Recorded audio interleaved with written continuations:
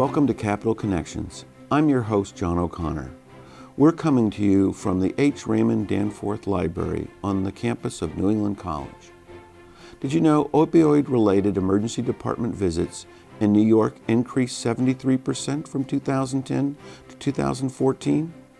For the next 3 weeks, we'll continue our focus on our attention of the opioid crisis and mental illness in Vermont, New Hampshire, and northern New York. Our mental health can be compromised by so many things, like sudden loss, complex trauma, chronic illness, co-occurring disorders, and more. Without proper diagnosis and treatment, people often self-medicate and begin a dangerous cycle that adds more challenges to their lives and the lives of others. Recently, New England College hosted a panel on mental health and the opioid crisis at their Concord, New Hampshire Center. The panelists included John Broderick, the former Chief Justice of the New Hampshire Supreme Court, Dr. Paul Dan, Program Director of the New England College Master's Degree Program in Clinical Mental Health Counseling, and the Executive Director of NFI North, a multi-service behavioral health organization. Peter Evers, the CEO of Riverbend Community Health Center, and attorney Michelle Merritt, Policy Director of New Futures, an organization that works to prevent and reduce substance abuse problems. The panel was moderated by Scott Spradling, an Emmy Award-winning media leader and consultant. When we come back, the panel will be taking final questions from the audience. But first, these words from the good businesses that believe a well-informed community is the greatest strength in sustaining a strong democracy. So please stay with us.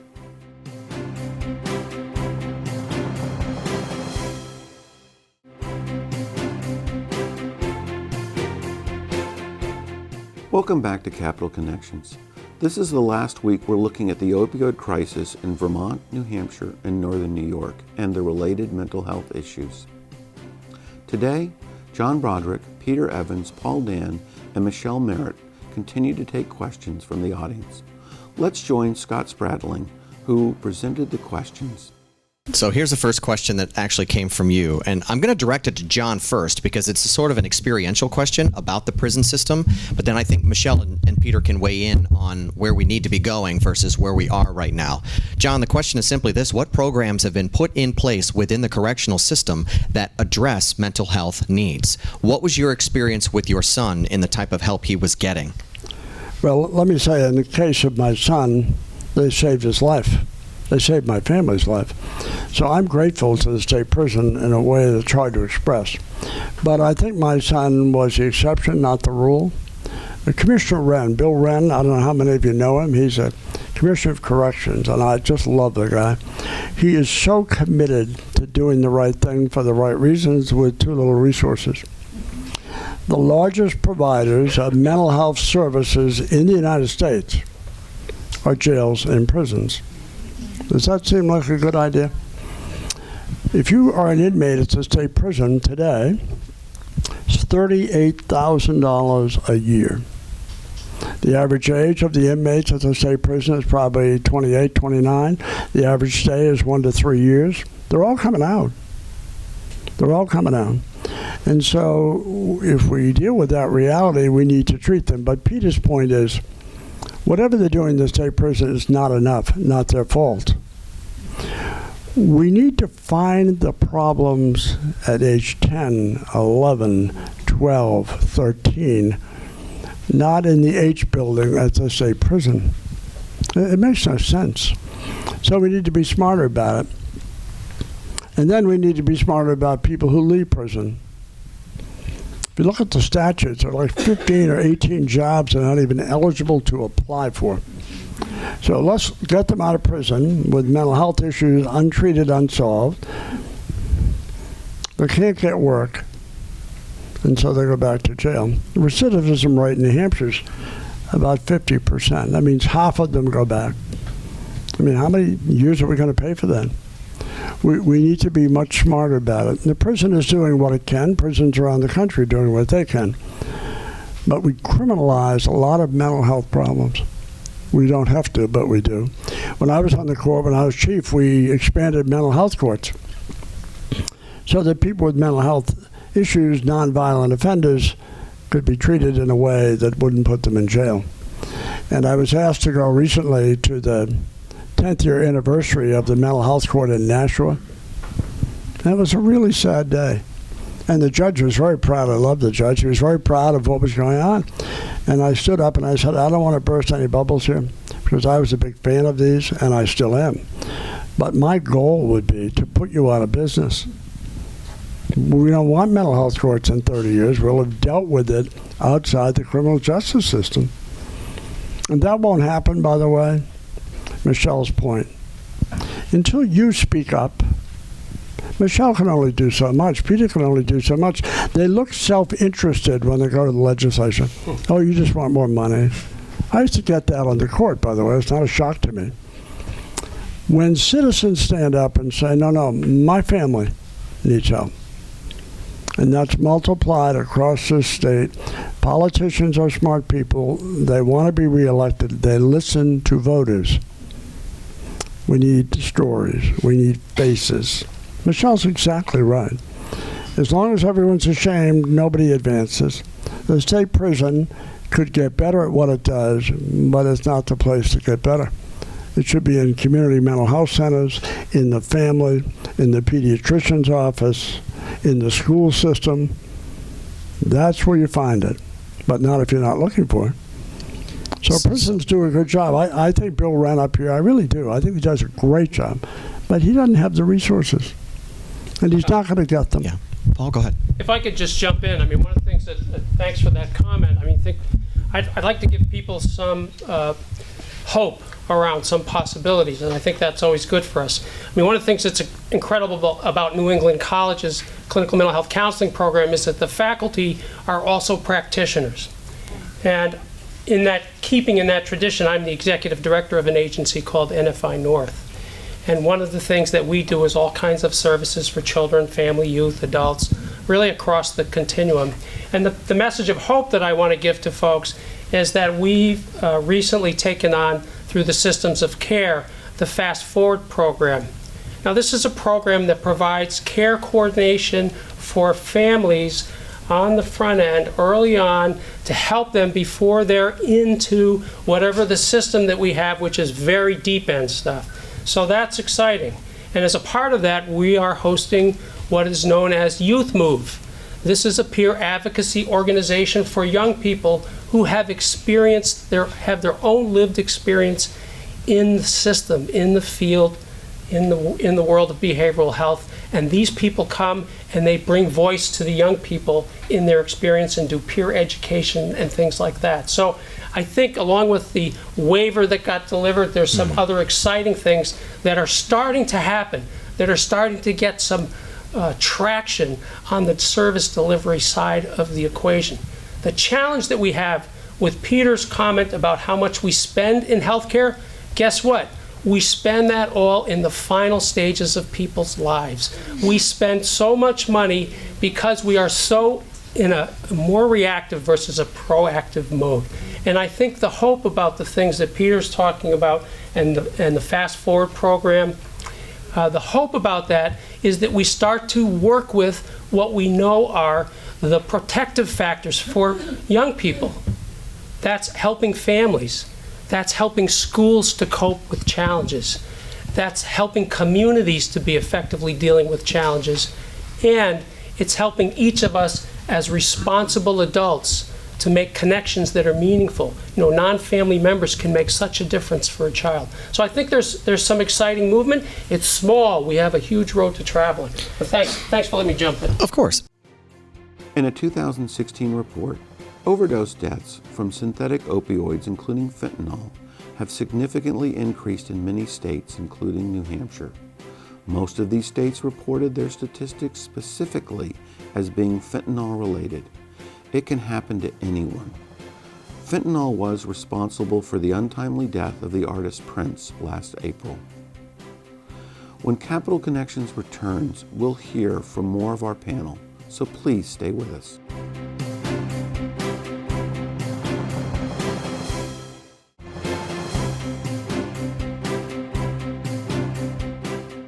Welcome back to Capital Connections. I'm your host, John O'Connor.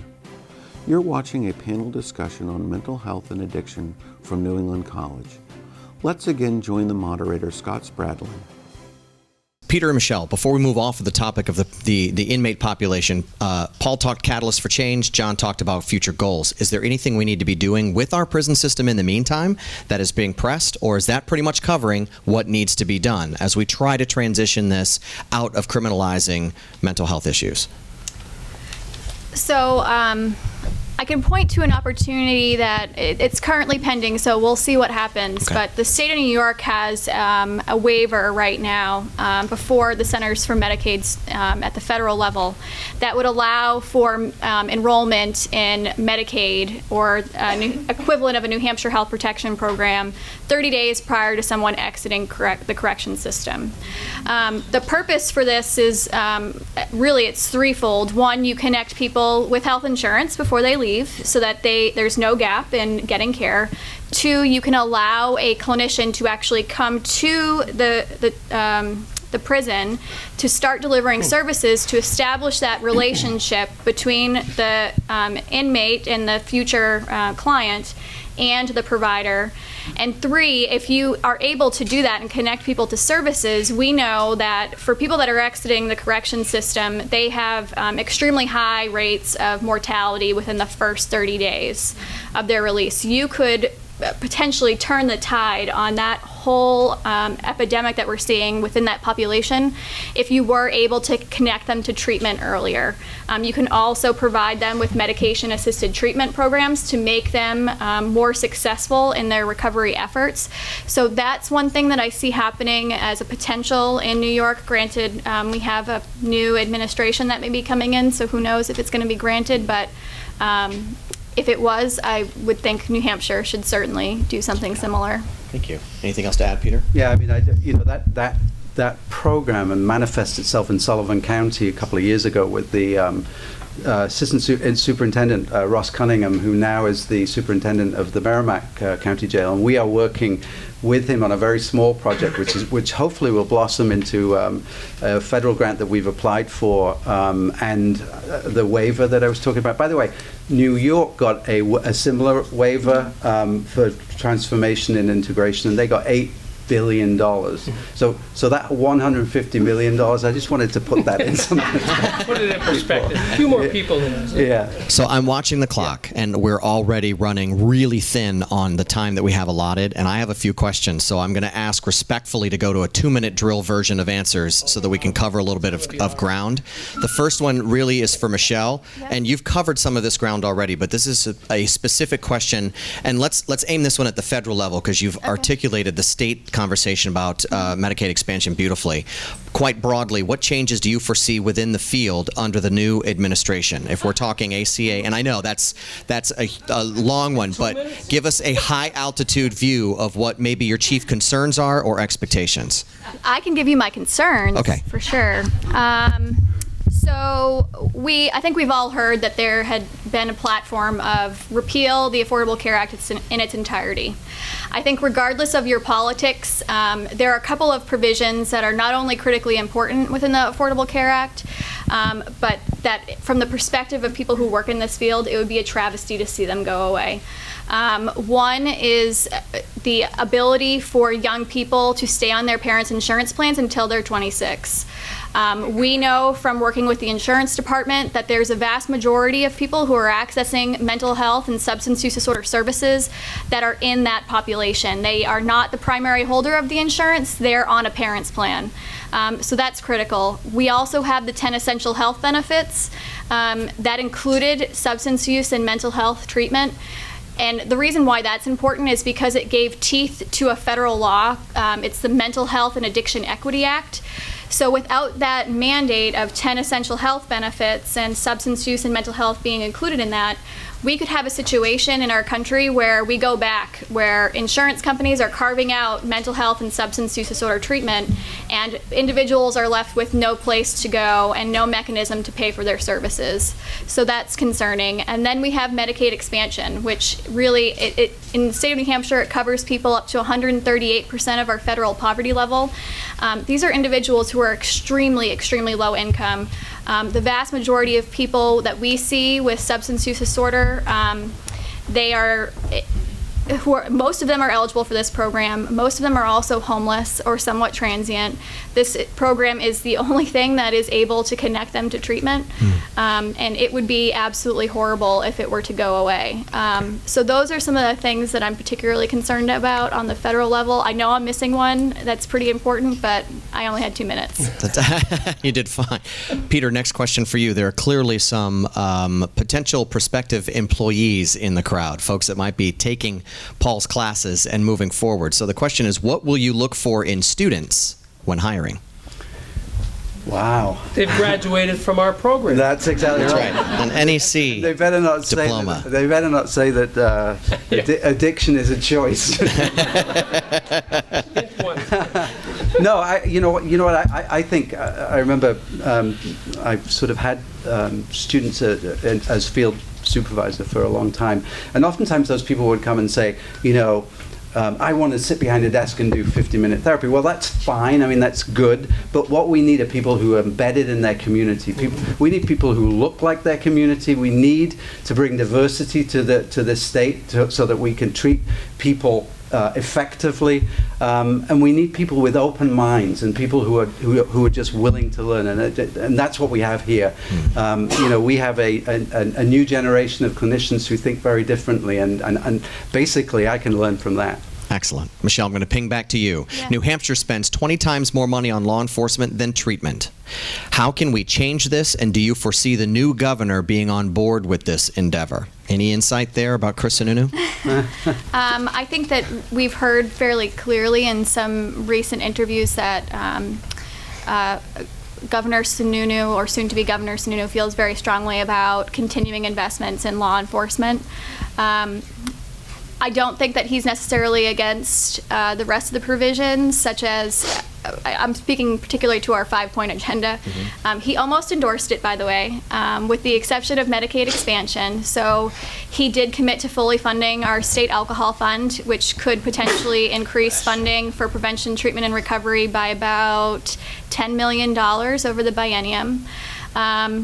He also has indicated his commitment to working on issues related to workforce development. As to the rest of that question, I don't know if I have a great answer. That's okay. That's all right. Thank you. That's actually very insightful. Thank you. These issues could get even worse. In Ohio, for example, dozens of overdoses and several deaths have come from carfentanil, a drug 100 times more powerful than fentanyl. This drug is so powerful that its handlers typically use protective gear to prevent accidental exposure. When we come back, you'll hear more questions from the audience, so please stay with us.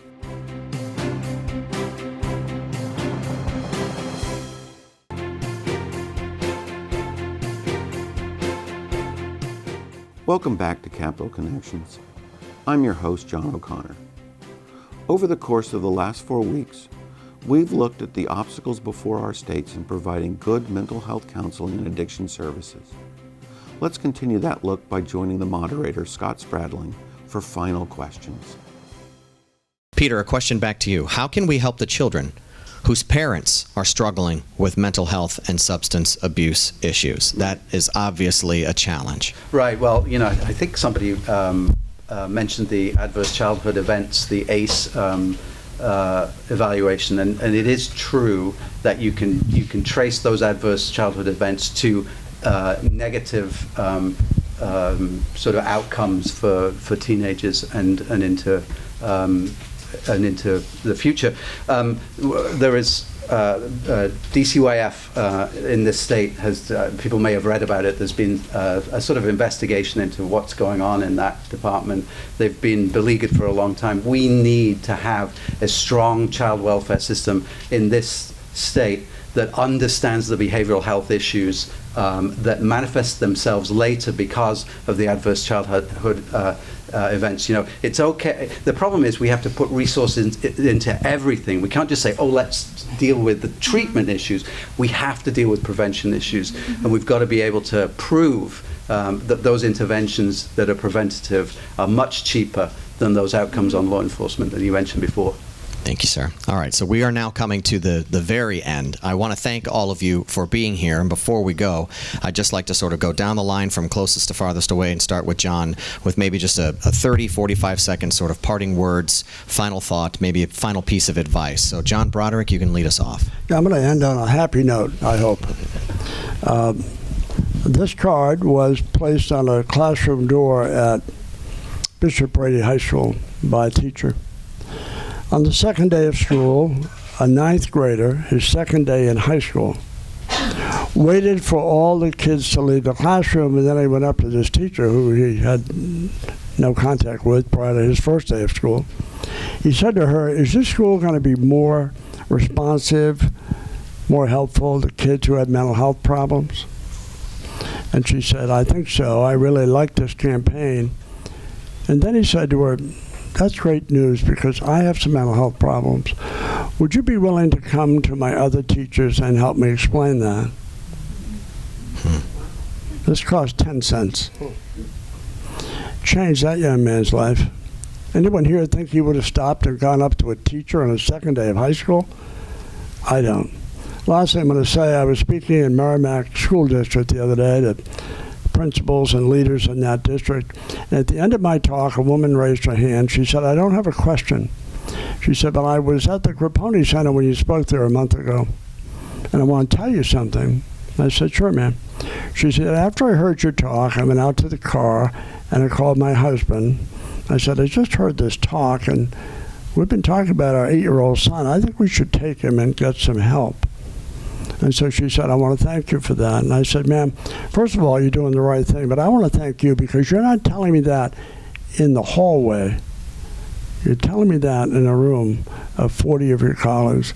That's how change happens. And that's how it'll happen."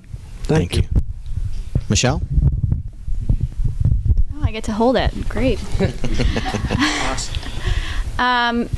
So I think my parting remarks will be, I know that we have a lot of hopefully future clinicians in this room. And if I could impart one thing on you, it would be that you have a responsibility to your clients to help them navigate insurance. Insurance is complicated. It's complicated for people like me who work in this field. It's complicated for other attorneys to try to navigate. And as a clinician, you have a duty to your client to appeal denials. Because if we don't see the appeals for denials for essential services, we have no way of enforcing federal law. I'll leave with an anecdote or a story. When we were working on enforcing parity in New Hampshire with the insurance department, we had told them that, we are hearing a lot of stories about parents and individuals who are trying to access treatment services getting denials for all types of different treatment services. And they looked into it and they said, okay, we're going to look at what we've received for complaints and what we've received for appeals. And there were thousands of claims that they reviewed over a 2-year period, and they had 8 for substance use disorder. 8. That's it. Those are the numbers of people who had actually complained and filed an appeal. 30% of appeals are actually overturned at each level, either within the insurance company or within the insurance department. New Futures, recognizing that we had this gap where a lot of consumers don't know how to navigate their insurance, and sometimes providers don't know how they can help their clients navigate that system. We put together a resource guide. It's basically a 101 on how you would navigate insurance. What is a copay? What is a deductible? What is coinsurance? We had many people who would get bills from treatment providers for $6,000, and they would think that they got denied. That wasn't the case. They had a deductible they had to meet in order for the insurance to start to kick in. So they actually had a $30,000 bill, but $6,000 of that was what they had to pay in order to meet their deductible. So we created this resource guide. It's available on our website, which is new-futures.org. It has a provider section in there, and I'm happy to talk to anyone about that guide, but I think it's critically important that providers know how to navigate and live within the insurance space, because it's what's the future for New Hampshire and nationwide. So, Michelle, thank you. Paul Dan. Thanks, Scott. parting comments.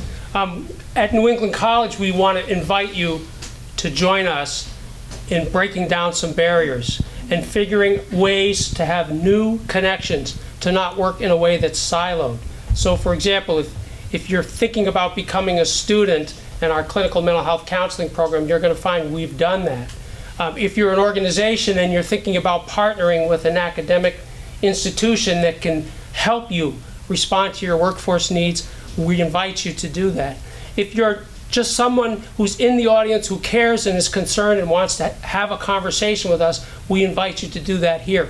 We're here in Concord. This is our Center for the Clinical Mental Health Counseling Program, and we're very much wanting to be part of the dialogue going forward. So thanks everybody. Paul, thank you. And Peter, we'll wrap with you. Yeah, well, it's